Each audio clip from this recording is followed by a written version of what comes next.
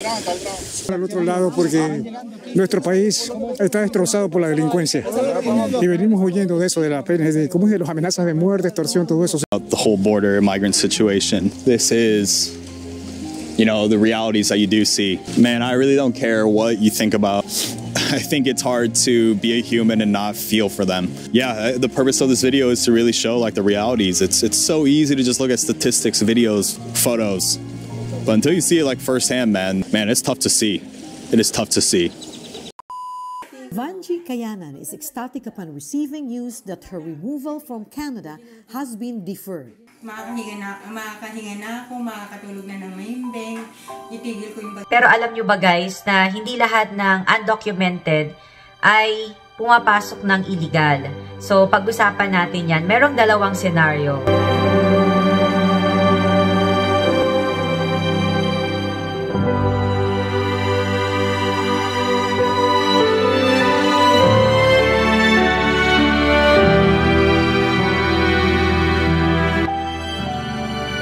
Isang Filipino worker dito sa Canada ay dapat na madedeport pero nabigyan pa ng tsansa na manatili dito sa Canada at maproseso ang kanyang permanent residency. Sa nakaraang video nga natin ay napag-usapan ang deportation, kung ito ba ay fair. Sa pagbabasa ko nga sa comment section ay marami nga yung naglabas ng kanilang opinion na hindi nga daw fair para sa kanilang mga dumaan sa tamang proseso, sa legal na paraan, para makuha nila anuman yung mga status nila ngayon sa abroad, mapa US or Canada. At meron naman din mga nagkokomento na pumapasok kasi ng illegal. Pero alam nyo ba guys na hindi lahat ng undocumented ay pumapasok ng illegal. So, pag-usapan natin yan. Merong dalawang senaryo. Yung unang senaryo ay yung mga tao na dumating sa isang bansa, let's say nga dito sa Canada, na meron silang mga hawak na permit, let's say work permit, kahit na student permit, and then eventually nawala ng status sa iba't ibang mga kadahilanan. So,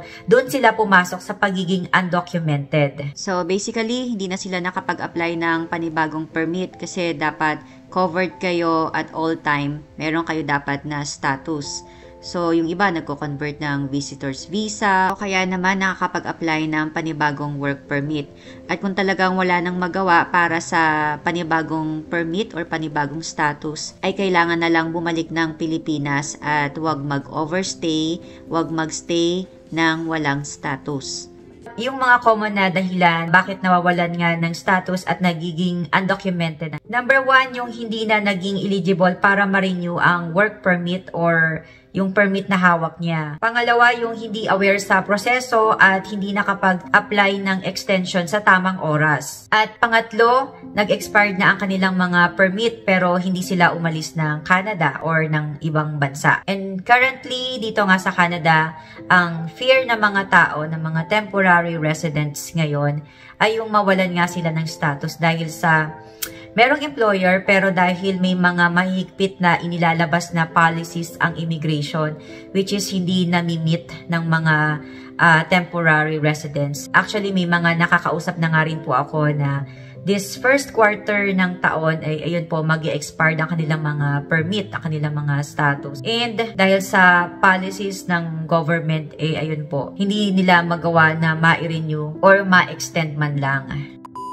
And yung isang senaryo naman na paano ba nagiging undocumented ang ibang tao sa Canada? Ito yung mga tumatawid lang mula sa border ng Amerika at dumidiretso sa Canada nang walang legal na proseso, walang legal na papel na hawak. They drive up, get out, lay some planks, hit the gas, and drive off, all in a minute and 12 seconds, and caught on camera by Washington State resident Tyler Brown. Drive across the yard here, and I'm like, oh. I'll pull out my phone and start watching. They threw down boards and ramps and then took off because I guess Border Patrol came up right behind them. It happened Monday, 3:30 in the afternoon near the Pacific Highway border crossing. I mean, it's a little entertaining, to be real, but it is a little bit of annoying, especially when they destroy the yard and stuff like that. This ditch along Zero Avenue is what separates the U.S. from Canada. Take a look, you can still see some of the tire marks on the grass there. Now, as soon as the individuals crossed into Canada, 5 men were arrested by RCMP officials, and they've since been handed over to the Canadian Border Services Agency. And they were arrested at 172nd and 8th Avenue. One of them is wanted or was wanted by the United States. At may mga ibang lahi nga na nag-a-apply ng asylum dahil sa mga war, persecution, and even yung mga kahirapan sa kanilang mga bansa. May mga iba naman na gustong umiwas sa deportation ng Amerika kaya tumatawid sa Canada dahil sa takot na mapabalik sila sa kanilang mga magugulong bansa. A lot of people now just like running. There's a lot of people that are just coming through right now. Okay. Estamos tratando de cruzar al otro lado porque nuestro país está destrozado por la delincuencia y venimos huyendo de eso, de la pena, de las amenazas de muerte, extorsión, todo eso, señor. Somos de Ecuador. ¿De dónde son ustedes? Nicaragua. ¿No tienen miedo de cruzar ahorita? No, porque con los de Dios son lo único. Antes que Trump agarre el poder, el mandato. Por eso nos vamos. Muy bien. Ya no aguantamos también estar en México. Muchos secuestros y todo, ya no aguantamos. ¿A qué parte de Estados Unidos van, mi amigo? Miami, Florida. A Miami. Mira, venimos huyendo de nuestro país. ¿Vienen huyendo de su país? De nuestro país, las extorsiones, el secuestro. Y hemos sufrido de discriminaciones también. Y vamos a pasar el río. Okay, so you can see it right now. They're literally crossing. What you see is also like some rope. Of what's going on, and they're kind of like all like in this like line. They're all holding on to like some sort of like rope and getting across, as you can see right here. Federal Border Patrol, or again, Texas National Guard, they don't really seem like that alert.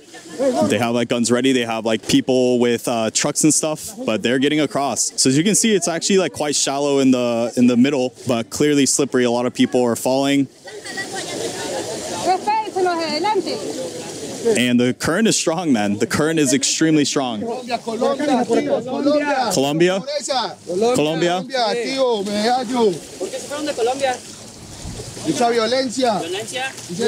So they say that they're escaping Colombia because of the violence. ¿Cómo estás? Muy bien. Ten mucho cuidado, mucha suerte. Jeez. Guys, there is clearly something different from seeing this like firsthand versus I'm sure like millions of videos, photos that you've seen from all the different outlets.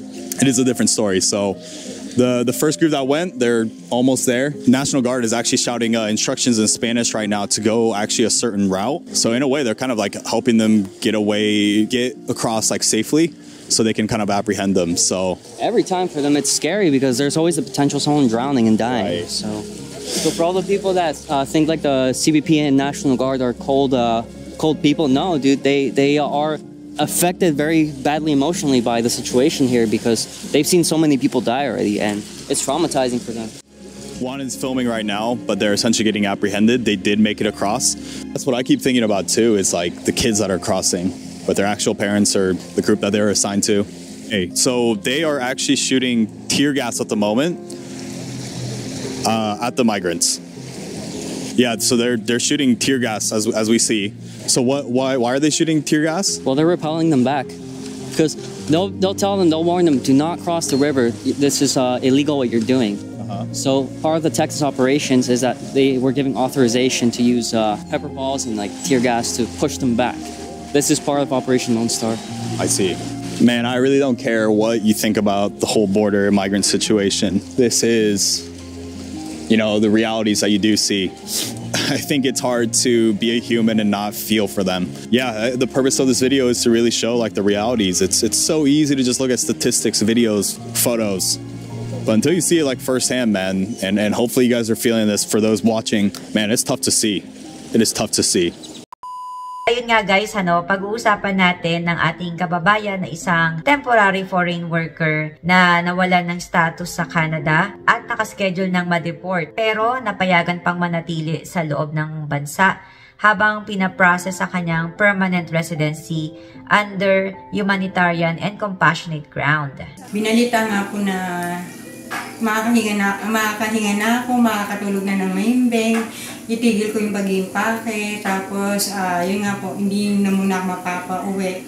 Para binigyan po ako ng 1 taon para makastay hintayin ko yung resulta ng humanitarian ko. Quick background lang guys, sumating siya year 2010 as a temporary foreign worker. Pero kasamaang palad ay na-abuse po siya ng kanyang dalawang employer.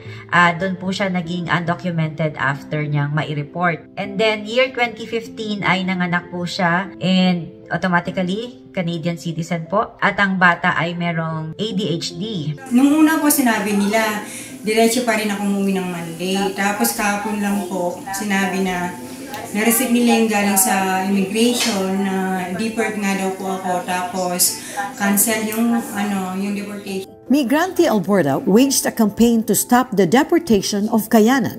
Within a couple of weeks, over 3,800 signed letters were sent to the Minister of Immigration, Sean Fraser, as well as to members of Parliament. Kayanan is grateful for the support from the Filipino community. Salamat po sa mga sumuporta, sa mga nag-sign po ng petition, sa community po, sa mga tao po, sa mga iba't ibang organization po. Maraming salamat po sa inyong lahat kasi kung hindi po dahil sa inyo, sa pagtulong sa akin, sa pagpirma po sa petition na sinend sa immigration po, hindi po yun papansinin ng immigration at saka hindi po yun papansin ng mga MP po. Gladly ay nakahingi po siya ng tulong at ayun po, natulungan po siya ng Migrante Alberta para sa kanyang petition na makancel po ang kanyang deportation. So maraming mga Filipino ang pumirma sa kanyang petition. So long story short ay napagbigyan po siya na manatili sa Canada sa loob ng 1 taon habang pinaprocess ang kanyang permanent residency. So, ayun guys, no, ang maganda talaga din gawin ay maging educated tayo sa mga proseso sa immigration and even yung mga dapat nating malaman as a temporary foreign worker. So, ayun, sasabihin ko na rin po na talagang mahalaga na bantayan ang ating mga status and maging aware sa duration nito and also bilang foreign worker dito sa Canada, alamin natin yung mga rights natin. Huwag tayong mag-atubili na humingi ng tulong or mag-ask ng mga legal advices. Katulad ng ginawa ng ating kababayan na naghanap po siya ng community group na nagsusuporta sa mga migrants. Takal ko na nga rin guys itong patungkol sa vulnerable foreign workers sa isa kong video. Ilalagay ko po sa comment section ang link. This will help po sa mga may ganitong cases. From Canada.ca, dito po natin makikita ang information about sa open work permit for vulnerable foreign workers. And may mga ibang details pa tayo na pwedeng basahin. Mababasa din natin dito who can apply. And good thing about it ay wala pong fees para sa work permit application na ito. And panoorin naman natin ngayon ang video from Canada.ca about sa vulnerable workers. As a migrant worker in Canada with an employer-specific work permit, the job you do is important. You help our businesses grow. You should be able to do your job in a safe and healthy workplace and be treated with respect. But if you have been mistreated at work or are in an abusive job situation, you may be eligible for the Open Work Permit for Vulnerable Workers. It can help you leave your abusive situation and find a new job with a new employer. Don't worry, we will not contact your current employer during the application process, and there is no fee. To get started, you'll need to fill out the regular online work permit application. You will be asked for information about yourself before you are asked about the abuse. When you fill out your online application, you'll be asked to attach a letter that tells us what you are experiencing and any other proof you feel is important. To find out about the types of evidence you should include, please go to canada.ca/vulnerable-foreign-workers. After we receive your application, we will treat it as a priority. If we have questions, you might be asked to do a private interview.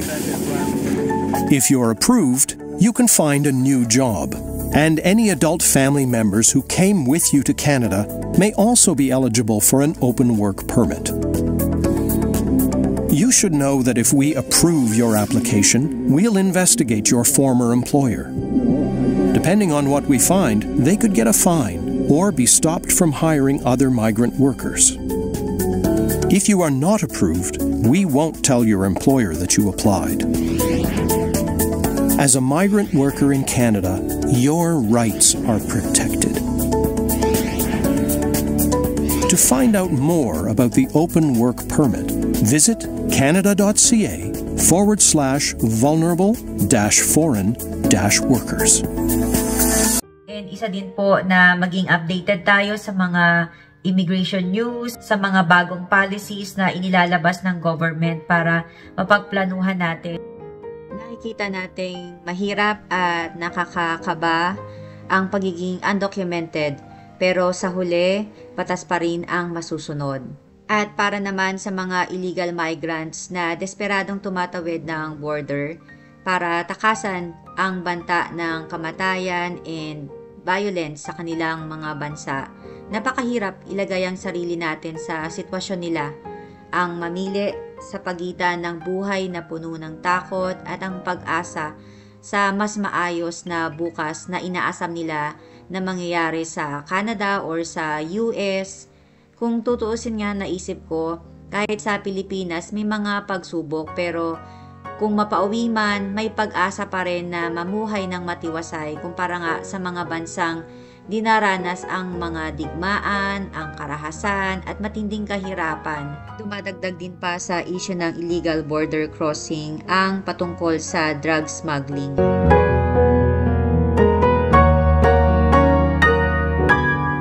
But then again, nandun na tayo sa punto na ang batas ay batas at dapat sundin.